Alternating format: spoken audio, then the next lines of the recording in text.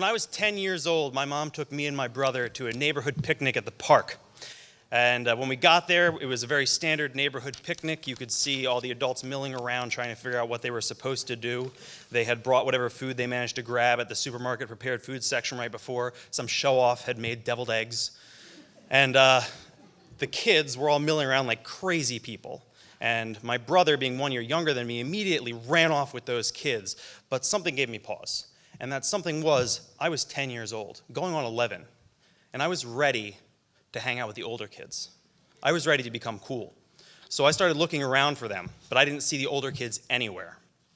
Then I heard this explosion of sound, but I couldn't see what it was. Now, the park was made so that the pavilion is at the top of a hill.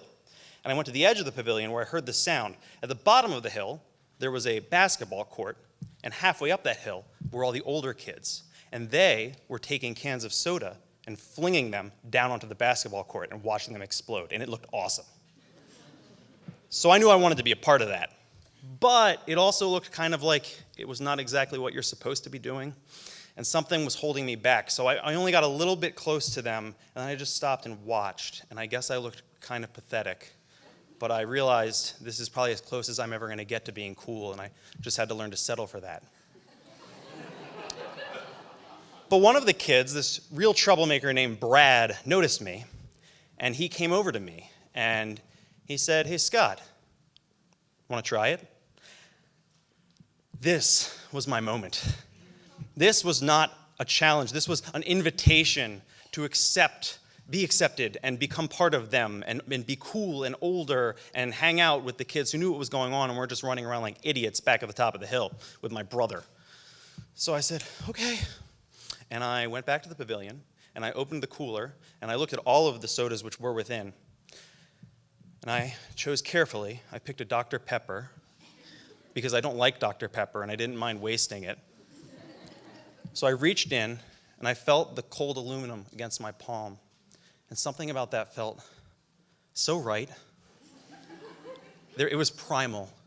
It was like, yeah, this is what our ancestors did. So I went back down the hill, and then I had a problem, because it would not be fair to say that I threw like a girl. I have known many excellent female athletes, and they were far better than I could ever hope to be. And I knew this about myself. And I knew if I tried my hardest, I'd probably fail.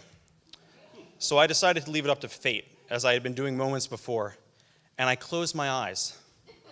And I waited until all the sounds of exploding cans dropped away. And when the moment seemed right, I heaved. And I opened my eyes, and believe it or not, I saw this can of Dr. Pepper tracing a perfect parabolic arc in the air. And it was going to head straight towards the basketball court. But I also saw, out of the corner of my view, my brother running. He wasn't looking.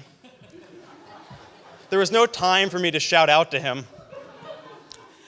And the can, in its perfect path, intersected exactly with his head. And the can went hiss and spinning away. And my brother went, ow, and screaming, spinning away to the ground. And I ran over to him, and I looked down, and I had no idea what to do. And he was crying. And the can of soda had popped open and was spraying this not-so-comforting blanket of sugar water over him. And the first person who got there was my friend's dad, Mr. Hurling. And he looked at my brother, and he looked at me, and he said, "How could you do that to your brother?" And I didn't know what to say. Like, I couldn't. But how do I explain that to him? Like, these things don't just happen. So I'm looking up at him, trying to decide how I'm ever going to convince this man who lives 2 houses over that I'm not a horrible person, which he clearly believes. And I looked around at the older kids for someone to back me up. But this is the moment where you find out who your true friends are. Because as soon as that can hit my brother's head, they all scattered naturally.